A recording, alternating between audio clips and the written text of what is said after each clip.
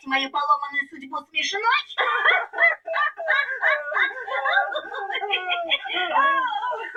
Извини, милый, мы не хотели смеяться, просто ты невероятно ошибся. О, Линкольн, конечно же, ты наш сын. Давай-ка ты присядешь. Пора тебе узнать историю твоего рождения.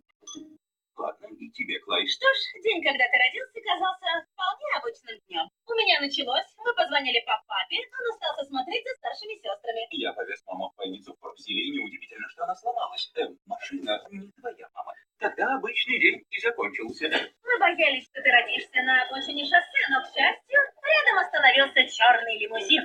Я чуть с катушек не слетел. Там были президент и первая леди. Когда я рассказал им, в чем дело, они предложили подвезти нас.